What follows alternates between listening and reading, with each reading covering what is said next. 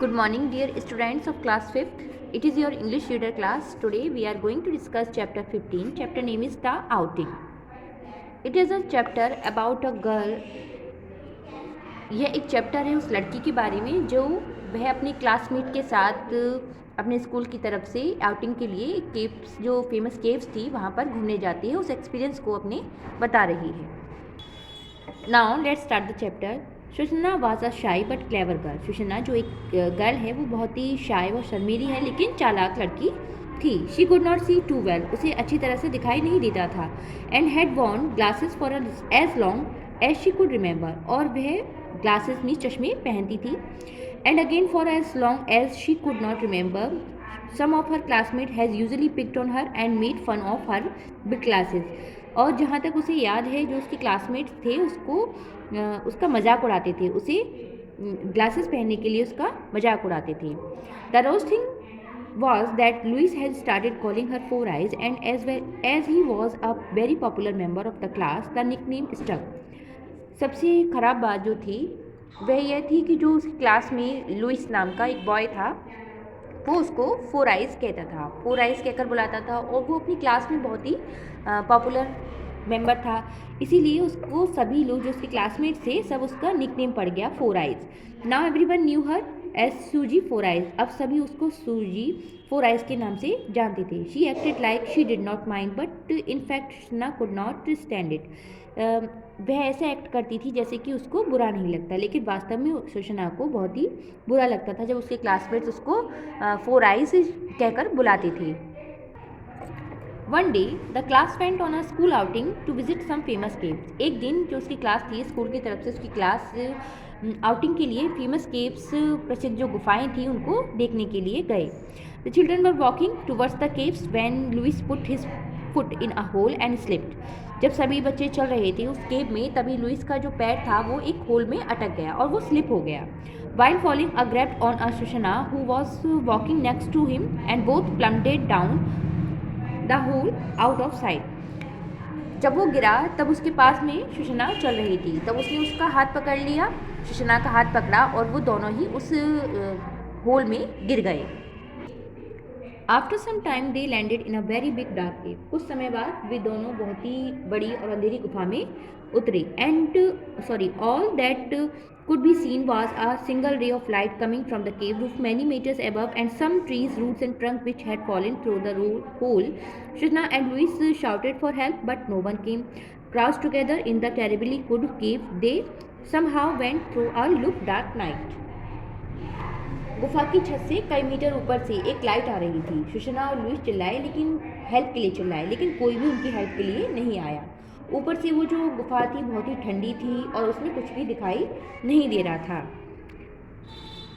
The next morning they still had not been found, and without the small ray of light from above they would not have been able to see anything to all. Louis continued shouting for help while he used that little light to look for a way out, but after hours of searching and scrambling he had found nothing and started feeling scared.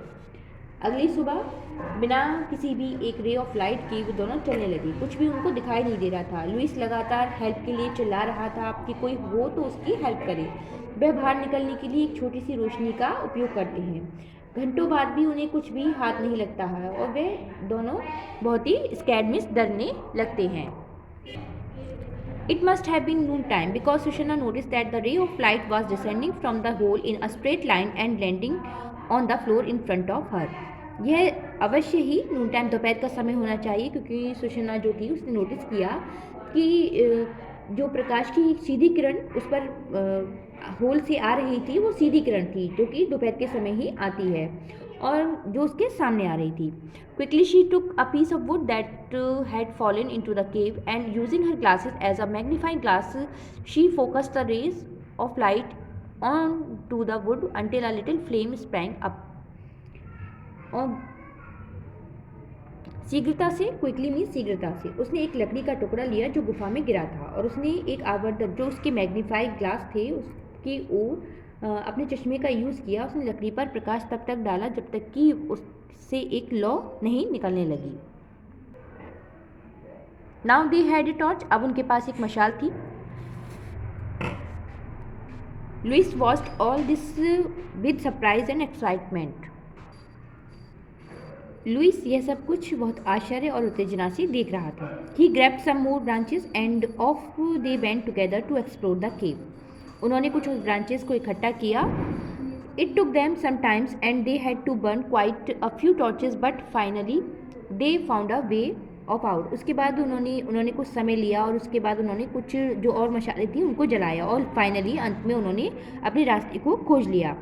एमिड hugs and cries of relief Louis gave Shoshana his heartfelt thanks। जो Louis था उसने गले मिलने और राहत के रोने के बाद लुइस ने सुशना को अपने धन्यवाद दिया। He knew that she could not stand people calling her Four Eyes and how he was sorry for giving her that name। वह जानता था कि वह उन लोगों के सामने खड़ी नहीं हो सकती है जो उन्हें जो उसे फोर आइज कहते थे और अब वह बहुत शर्मिंदा था उसे इस नाम को देने से। Specially at it was her glasses that had saved them both. यह उसके ग्लासेस उसके चश्मे ही थे जिन्होंने उन्हें सेव किया था, मीन्स बचाया था, जिसकी सहायता से ही उन्होंने मशाल को जलाया था।